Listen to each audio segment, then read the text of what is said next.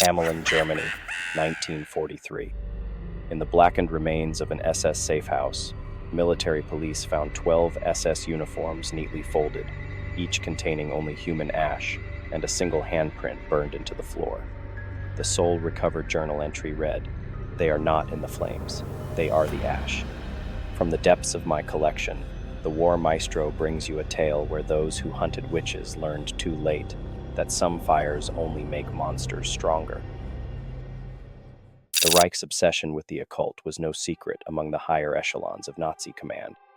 By late 1943, with the tide of war turning against Germany, Heinrich Himmler intensified efforts to find supernatural advantages.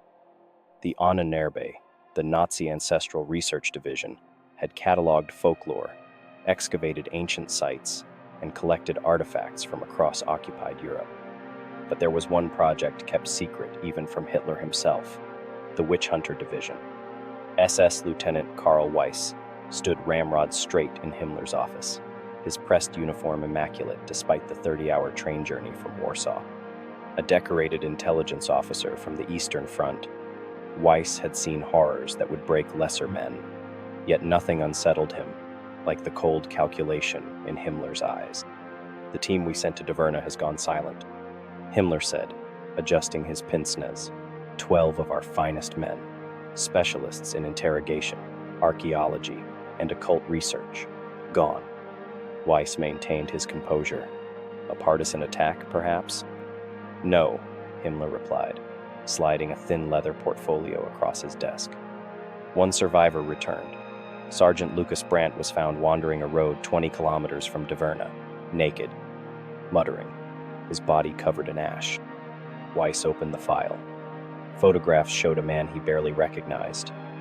Brandt had been a mountain of muscle, a veteran of brutal campaigns in Poland and Russia. The man in these photos was emaciated, his eyes hollow, lips cracked from repeating the same phrase for hours. "They are not witches."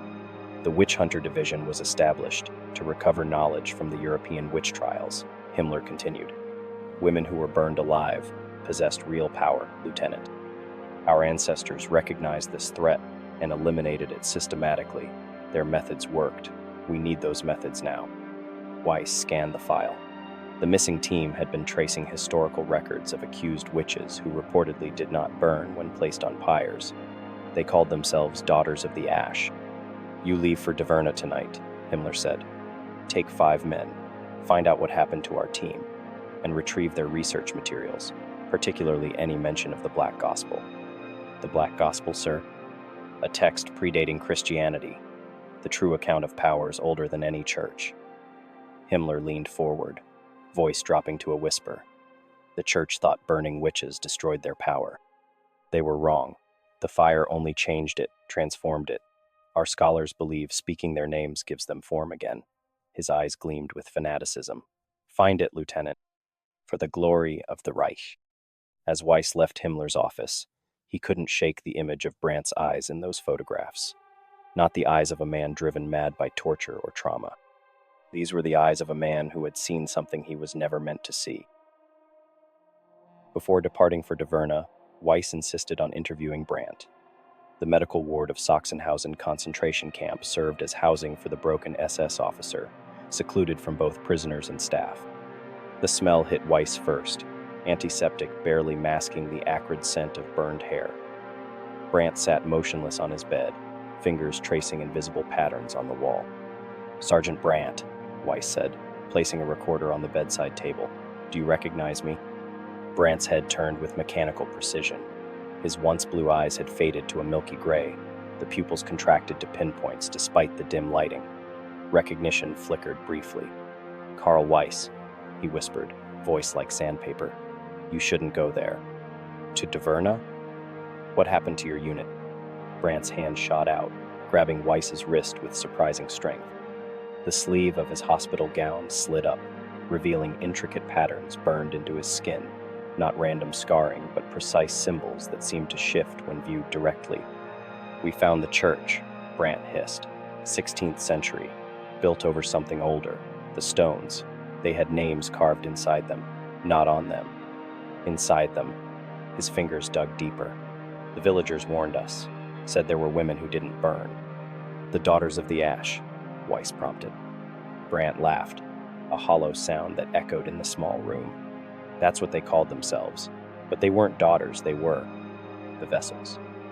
His eyes suddenly focused with terrifying clarity. The thing about fire, Weiss, is that it purifies most things, but not them. The fire didn't destroy their power, it distilled it. The flames were meant to be their end, but instead, they became one with the ash itself. And the Black Gospel? Brant's body went rigid. A low moan escaped his lips as his free hand clawed at his chest. They said it reads you, not the other way around. His voice dropped to a whisper. It's not a book of spells, Weiss. It's a book of names. Everyone who will ever hunt them, written centuries before their birth. And when a name is spoken aloud, he trailed off, trembling. The attending physician appeared at the door. He needs rest. As Weiss stood to leave, Brant grabbed him once more. The others, they're not dead. Something else. Tears of black liquid traced down his cheeks. If you go, take these. He pressed something into Weiss's palm. 3 iron nails, rusted and bent. From the original stakes. Cold iron. It won't save you, but it might. Preserve you. Weiss pocketed the nails, unsettled despite his skepticism. One last thing, Brant called as Weiss reached the door. If you hear someone you know, someone who couldn't possibly be there, don't answer, no matter what they say. No matter how they beg. His eyes rolled back. They wear your memories like masks. As soon as you acknowledge them, you invite them in. That night, Brant hung himself with his bedsheets. The autopsy revealed his lungs were filled with ash, each particle inscribed with microscopic symbols that no analyst could identify. The journey to Dverna took 3 days. Weiss led a hand-picked team. Meyer, a communications specialist, Krauss, a combat, hardened veteran, Hoffman, an occult researcher from Ahnenerbe, and Weber and Schneider, 2 loyal soldiers who had served under Weiss on the Eastern Front. Their truck navigated crumbling roads through occupied Polish territory, the landscape growing more desolate with each passing kilometer. 3 kilometers to Dverna, Meyer announced, studying his map by the weak light of a swinging lamp. Rain had begun falling, turning the dirt road to mud that sucked at their tires like hungry mouths. Weiss checked his Luger, the weight reassuring. In his pocket, the 3 iron nails from Brant clinked together. He hadn't shared that particular detail with his men. The village materialized from the mist like a rotten tooth, a cluster of stone cottages surrounding the skeletal remains of a church. No lights burned in windows, no smoke from chimneys. The only movement came from crows that perched on rooftops, their black eyes following the truck. This place was evacuated 3 years ago, Hoffman said, consulting his documents, part of the resettlement program. According to records, the population was relocated to labor camps in '41. Then why does it look occupied? Krauss muttered, pointing to washed linens hanging motionless on a line, untouched by the wind that howled through the square. As they established their base in the abandoned priest's house adjacent to the church, Weiss noticed other disconcerting details. Tables set for meals, with plates of food turned to dust. Doors left ajar, as if residents had just stepped out. Children's toys arranged in the middle of playing. Almost like they knew they were leaving, whispered Weber, but didn't know they wouldn't return. That night, as the men slept in shifts, Weiss heard it first, a soft scratching from somewhere in the walls, like fingernails on stone. Then footsteps on the roof. Despite the night being windless and still, no one else seemed to notice. At midnight, Weiss stepped outside to check the perimeter. In the churchyard, he froze. A woman in white stood among the gravestones, her back to him. Her hair, long and black, moved without wind. "Identify yourself," he called, hand on his holster. She didn't turn, but he heard her voice clearly. "You've come back, Carl." It was his mother's voice, impossible, as she had died when he was 4. Remembering Brant's warning, Weiss backed away without responding. When he blinked, she was gone. The next morning, the team explored the church. The nave was mostly collapsed, but the chancel remained partially intact. Below it, they discovered what they'd been sent to find, a perfect circle cut into the stone floor. revealing a narrow staircase descending into darkness. Around it, 13 iron stakes had been driven into the ground, forming a precise circle. At the foot of each stake lay a small pile of ash. "They burned them here," Hoffman whispered, reverent. "The original 13. Above the opening, someone had written in dried blood, 'Do not speak their names.' Beside it, another message, written more recently, 'They hear you when you read.'" Despite Hoffman's protests, Weiss ordered the crypt sealed until morning. "We proceed with daylight," he insisted, ignoring the disappointment on the researcher's face. "Whatever happened to the previous team, it won't happen to us." That night, they established a secure perimeter and rotation watch schedule, standard SS protocol for hostile territory. Weiss reviewed the recovered documents from the previous team, their meticulous handwriting deteriorating into frantic scrawls in later entries. Subject P speaks of 13 women burned in 1,647. One note read, "Claims they spoke in unison as the fires were lit. 'We are the vessels of ash. We cannot burn. We will return when our names are spoken again.'" Another entry, almost illegible. "Locals believe the names themselves contain power. To know a witch's true name is to have power over her, but to speak it aloud is to invite her attention. When all 13 names are spoken in sequence, they say the daughters manifest physically." Sleep came fitfully to Weiss, broken by the persistent sound of scratching, like fingernails on stone, emanating from the sealed crypt. In his dreams, he saw his mother standing among the stakes, her body slowly turning to ash that swirled into human shapes. He woke suddenly to find Schneider sitting upright in his cot, eyes open but unseeing. "She's calling me," he whispered. "My sister wants me to come outside." His sister, Weiss knew, had died of tuberculosis in 38. Before Weiss could respond, Meyer shook him fully awake. "Sir, radio transmission coming through. It's broken, but you should hear this." In the communications corner, the radio crackled with static. Through the white noise came a woman's voice, speaking perfect German with an accent Weiss couldn't place. "Can see you, Carl Weiss. Mother knew you would come. She's waiting in the woods." Weiss switched off the radio. "Signal interference. Nothing more." "But sir," Meyer whispered, "how did they know your name?" By dawn, they found Schneider standing barefoot in the village well, water up to his chest, face tilted skyward. When they pulled him out, he fought them with unexpected strength. "She showed me," he repeated, eyes unfocused. "My sister. She's in the trees. She showed me where they hid it." Weiss slapped him hard. "Your sister died in Munich. You told me yourself." Schneider's eyes cleared momentarily. "Not my sister now," he whispered. "Something wearing her, like a coat of skin." He clutched Weiss's arm. "They need 13 names to fully return. They have 6 already. The other team." They started reading the names from the book aloud. They didn't know. 2. When Weiss entered the safe house again, he found Hoffman already preparing to descend into the crypt. The researcher's eyes gleamed with an academic fervor that bordered on obsession. "Think of what we could learn," Hoffman insisted. "The power these women possessed, if we could harness it." "That's what the last team thought." Weiss cut him off. "Look what happened to them." Outside, a crow landed on the windowsill, its head tilting as if listening. When it opened its beak, a woman's laugh emerged, high and cruel, before it flew away. Despite his misgivings, Weiss led the team to the church crypt that afternoon. The stone staircase descended 20 meters, opening into a chamber that predated the church above by centuries. 13 alcoves lined the circular walls, each containing a burned stake and pile of ash. In the center stood a stone pedestal bearing a leather-bound book. "The Black Gospel," Hoffman breathed, approaching it reverently.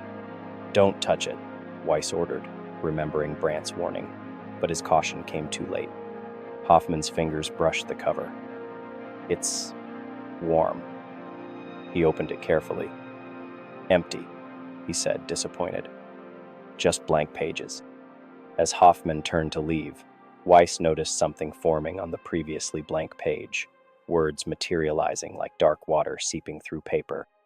"Carl Weiss, son of Margarethi. She died calling your name. Weiss slammed the book shut, heart pounding. No one knew how his mother had died. No one. A scream from above shattered the silence. They raced up the stairs to find Weber standing in the churchyard, transfixed by something at the tree line. There, barely visible in the afternoon mist, stood a line of women in white burial shrouds, their faces obscured. "I count 13, whispered Kraus, raising his rifle. "Don't shoot," Weiss ordered. "Those are not people." As if hearing him, the figures retreated into the forest. Weber collapsed to his knees, blood trickling from his nose. "I heard my wife," he said. "She's been dead 3 years, but I heard her as clearly as I hear you now."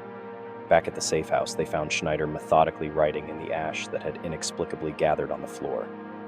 He had written 6 names already, each in a different handwriting.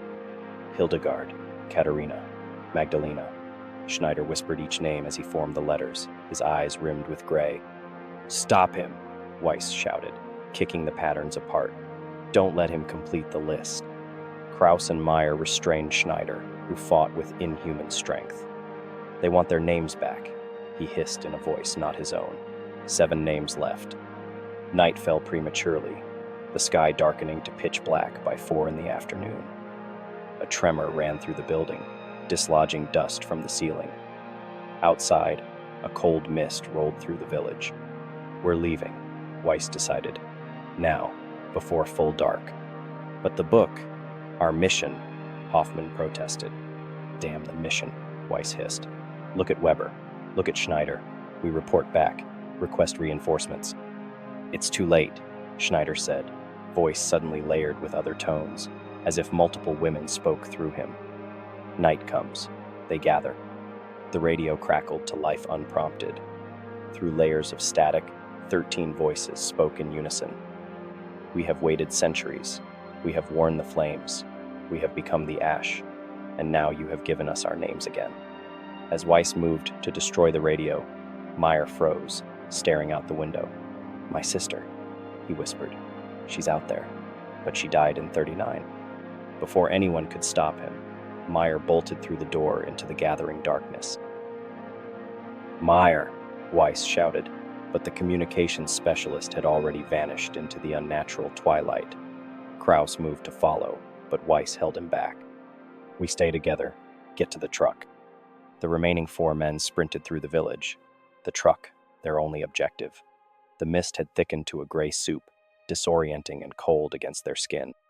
It seemed to coil around their ankles, slowing their progress. Behind them, the chanting grew louder, 13 voices calling names in a language none of them recognized. "There," Kraus pointed to the hulking shadow of their vehicle. Meyer stood beside it, stroking the hood like a pet. As they approached, he turned, his eyes completely white, skin dusted with ash that shifted with each movement. "They've been waiting so long," he said, his Berlin accent replaced by something older. "Forgotten in the flames." Kraus didn't hesitate. 2 shots to Meyer's chest dropped him to the ground. But as Weiss reached for the driver's door, Meyer's hand shot up, catching his ankle with impossible strength. "You can't leave, Carl." Meyer's mouth formed the words, but the voice was a woman's, familiar in a way that turned Weiss's blood cold. "Not when I've waited centuries to see my son again." Weiss kicked free, heart hammering. His mother had died when he was 4, a memory nearly forgotten. They abandoned the truck, running instead for the tree line. The village road would lead back to the main highway eventually. The forest welcomed them with unnatural stillness. No birds called, no insects hummed. Only the distant, persistent chanting followed them, maintaining its rhythm like a maddening heartbeat. After 20 minutes of running, Weiss slowed, checking his compass. "This is wrong. We should have reached the main road." "We're going in circles," Kraus realized, pointing to a distinctive dead tree they'd passed twice before. "The forest. It's changing around us." Hoffman, who had been quiet since the crypt, suddenly laughed, a sound devoid of humor. "Don't you understand? They control this place now. Every name spoken gives them more power. The previous team. They must have read all 13 names." "We need to split up," Weber suggested, eyes wild with fear. "Increase our chances." "No," Weiss said firmly. That's what they want. A rustling came from ahead, a figure moving through the underbrush, then another, white shapes drifting between trees. Fall back, Weiss ordered, but as they turned, more shapes appeared behind them. Women in white burial shrouds, their faces obscured by mist, bodies trailing ash like comet tails. The nails, Weiss muttered, remembering Brandt's gift. Cold iron preserves. He distributed the 3 iron nails between himself, Kraus, and Weber.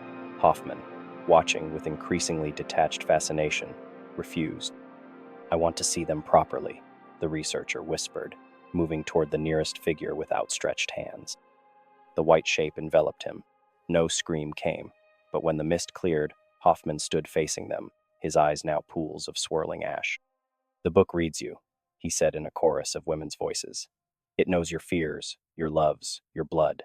It has known your names for centuries. Kraus fired at Hoffman, the bullet striking him squarely in the chest. Ash, not blood, erupted from the wound. Run, Weiss ordered. Don't look back. The forest path dissolved into unfamiliar terrain. Every direction led back toward the ruined church, its broken spire visible through the trees no matter which way Weiss turned. The nail in his pocket grew hot, burning through the fabric. Weber fell first. One moment he was running beside Weiss. The next he stood motionless, staring at a woman who resembled his dead wife. Despite Weiss's shouts, Weber reached for her. The moment their fingers touched, Weber's body seemed to implode, collapsing into a perfect circle of ash.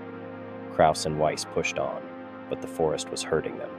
Trees bent impossibly, paths shifted, and all trails curved back toward Dverna.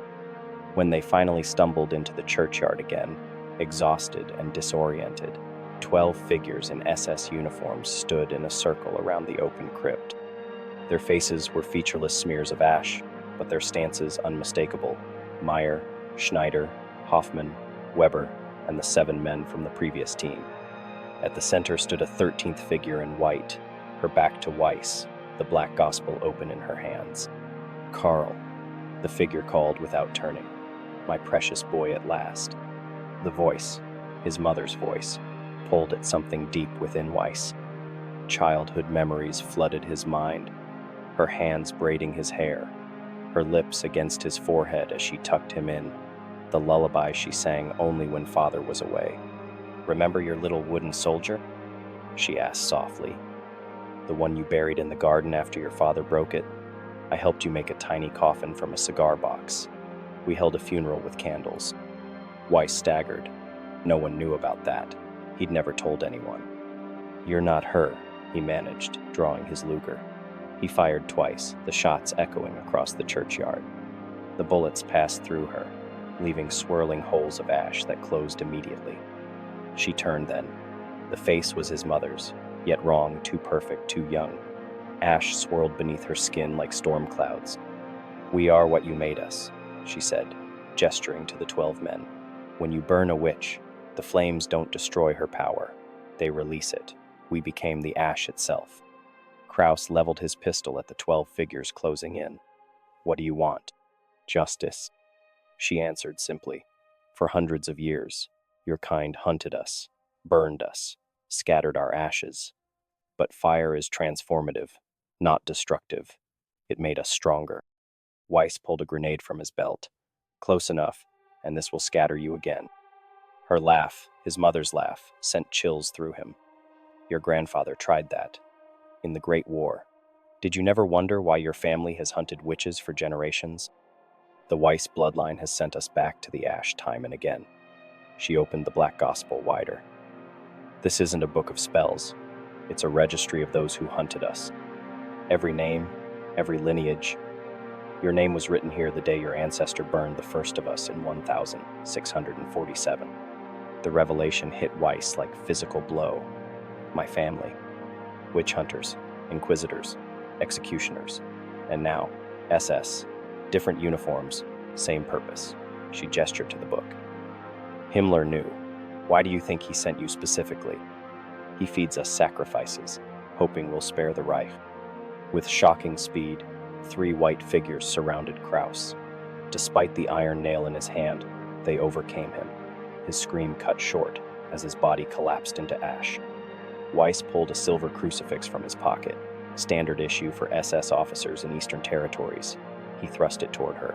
In God's name. She batted it away with inhuman strength. We were here before your God. We'll be here after. Weiss hurled the grenade toward the crypt entrance. The explosion rocked the churchyard, collapsing the opening in a shower of stone and dust. For a moment, he felt triumph, until he saw the ash reforming, unharmed. His radio crackled unexpectedly.